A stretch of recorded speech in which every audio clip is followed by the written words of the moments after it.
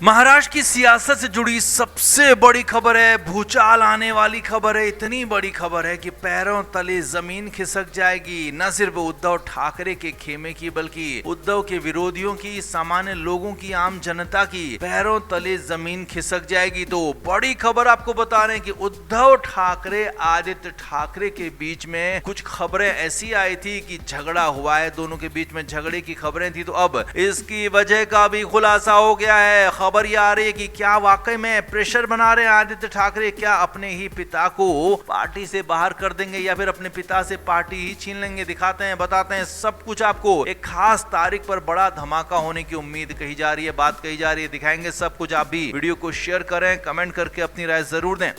तो उद्धव ठाकरे को उनकी ही पार्टी से क्या बेदखल कर दिया जाएगा? जिस तरीके से एकनाथ शिंदे ने शिवसेना उद्धव ठाकरे से छीन ली, तो यहाँ पर उद्धव ठाकरे ने शिवसेना यूबीटी बना ली। अब यूबीटी का मतलब ही उद्धव बाला साहब ठाकरे है। तो ऐसे में क्या अब यूबीटी को, यानी कि उद्धव की पार्टी को, अपनी पर्सनल पार्टी को उनके बेटे उनसे छीन लेंगे? ये सवाल इसलिए क्योंकि बहुत बड़ी खबर आपको बता रहे हैं कि आदित्य ठाकरे को लेकर पार्टी के अंदर बड़ा फैसला हो चुका, और वो बड़ा फैसला है कार्यकारी अध्यक्ष बनाने का। जी हां, आदित्य ठाकरे को उद्धव ठाकरे की पार्टी का कार्यकारी अध्यक्ष बनाने की तैयारी पूरी हो चुकी है, फैसला हो चुका है। खास तारीख जो जून में आने वाली है, उद्धव ठाकरे की पार्टी की स्थापना दिवस, यानी कि जिस दिन शिवसेना की स्थापना हुई थी, उसी दिन ये बड़ा ऐलान हो सकता है। और इससे भी बड़ी बात यह है कि उद्धव ठाकरे पार्टी में कमजोर हो सकते हैं, क्योंकि कार्यकारी अध्यक्ष अगर आदित्य ठाकरे बने तो पार्टी पर उनका दखल बढ़ेगा, पार्टी पर उनका प्रभाव बढ़ेगा, पार्टी के फैसलों में वो पूरी तरह से शामिल हो पाएंगे। और बड़ी खबर यह है कि जो अभी तक जो नेता आदित्य ठाकरे का विरोध करते हैं, चाहे वो अरविंद सावंत हो या फिर संजय राउत हो, उनको हर हाल में आदित्य ठाकरे की सुननी पड़ेगी। अब बीच में हाल में जब प्रियंका चतुर्वेदी को लेकर फैसला हुआ था कि उन्हें राज्यसभा का टिकट नहीं दिया गया, शरद पवार का समर्थन किया गया, तो उसके बाद से ही आदित्य ठाकरे इस पूरे एजेंडे में जुट गए हैं कि कैसे भी उन्हें पार्टी का कार्यकारी अध्यक्ष बनना है। और इसे लेकर अपने पिता पर प्रेशर बना रहे थे। चर्चाएं ऐसी भी हैं और इसीलिए खबरें आ रही हैं कि अब फाइनली उद्धव ठाकरे भी थक हार कर मान चुके हैं कि फाइनली उद्धव ठाकरे अपने बेटे को, आदित्य ठाकरे को, पार्टी का कार्यकारी अध्यक्ष बना देंगे, पार्टी की पावर उन्हें सौंप देंगे। लेकिन कहीं ऐसा न हो कि जैसे यूपी में अखिलेश यादव ने अपने ही पिता मुलायम सिंह यादव की पार्टी को अब पूरी तरह से खुद को उसमें जमा लिया था, मुलायम सिंह यादव को ही पार्टी से बाहर कर दिया था। कहीं ऐसा न हो कि उद्धव ठाकरे भी इसी तरीके का पूरा फैसला हो जाए। तो आप इस पर क्या मानते हैं? आप भी कमेंट करके जरूर से जरूर बताएं, वीडियो को शेयर भी करें।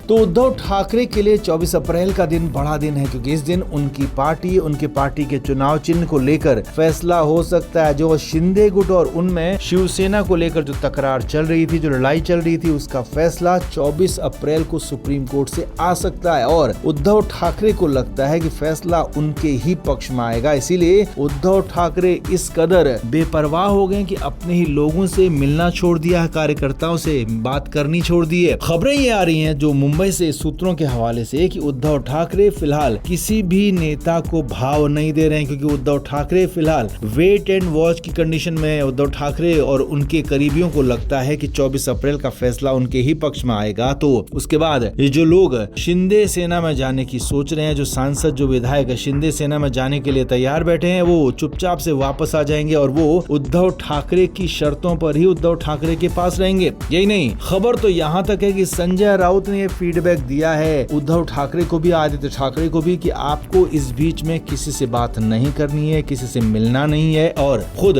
अपनी बातें इस तरीके से लोगों के बीच में लानी है कि वो एक तरफा बातें जाए। जी हाँ, फिलहाल यहाँ पर संजय राउत की तरफ से प्लानिंग यही बनाई है कि डायलॉग जो हो वो सिर्फ एक तरफा हो, यानी कि उद्धव ठाकरे की तरफ से अपनी बातें बता दी जाए, लेकिन कार्यकर्ता क्या कहना चाहते हैं, नेता क्या कहना चाहते हैं, इसे लेकर संजय राउत फिलहाल कुछ भी उद्धव ठाकरे तक पहुँचाना नहीं चाहते हैं। और इसी वजह से उद्धव ठाकरे और आदित्य ठाकरे दोनों को घेर लिया। जी हाँ, खबरें यही आ रही हैं, संजय राउत ने दोनों को अपने एक तरह से पाले में करके दोनों को ये यकीन दिला दिया, ये भरोसा दिला दिया है कि 24 अप्रैल का फैसला उनके ही पक्ष में आएगा। इसीलिए फिलहाल वो चुपचाप गेम देखें, गेम की धार देखें और फिलहाल इंतजार करें, क्योंकि इंतजार का फल मीठा होगा, ये बार बार कहा जा रहा है। लेकिन खबरें ये भी आ रही हैं कि 24 अप्रैल को लेकर क्या संजय राउत, उद्धव ठाकरे और उनके के परिवार को गुमराह कर रहे हैं, क्योंकि एक तरफा फैसला आ जाएगा ऐसी फिलहाल उम्मीद नजर नहीं आ रही है। और हाँ, अगर फैसला होता भी है तो इतनी जल्दी, जी हाँ 24 अप्रैल को ये पूरा फैसला आ जाएगा, इसकी भी उम्मीद फिलहाल कम नजर आ रही है, क्योंकि लंबे समय से वैसे तो केस चल रहा है, उम्मीद लोगों को है, दोनों तरफ वालों को है, लेकिन उद्धव ठाकरे कई बार से पहले भी कहते रहे कि इतनी लंबी सुनवाई नहीं होनी चाहिए। लेकिन अब क्या उनकी बातों को मानकर इतनी जल्दी फैसला आ जाएगा, सवाल इस पर भी है। और अगर फैसला आता भी है तो उनके पक्ष में आता है, तो ये भी सवाल है। और अगर जो उद्धव ठाकरे मानकर चल रहे हैं कि उनके ही पक्ष में फैसला आएगा, अगर 1% उनके पक्ष में फैसला नहीं आता है तो उनकी हालत क्या होगी। जिन नेताओं से, जिन कार्यकर्ताओं से वो अभी नहीं मिल रहे हैं, मिलना नहीं चाहते हैं, तो उनसे फिर कैसे मिलेंगे, किस मुंह से मिलेंगे, सवाल ये बहुत बड़ा खड़ा है। तो कुल मिलाकर उद्धव ठाकरे को एक बार फिर से संजय राउत मिसलीड कर रहे हैं, ऐसी चर्चाएं हैं महाराष्ट्र के सियासी हलकों में, ऐसी मीडिया रिपोर्ट्स में बातें आ रही हैं कि उद्धव ठाकरे को सही बात नहीं बताई जा रही है और उसी वजह से उद्धव ठाकरे फिलहाल अपने ही नेताओं से, अपने ही कार्यकर्ताओं से दूर हैं, उनसे मिल नहीं रहे हैं, बात नहीं कर रहे हैं। तो आपका इस पर क्या कहना है, आप भी कमेंट करके जरूर से जरूर बताएं, वीडियो को शेयर भी करें।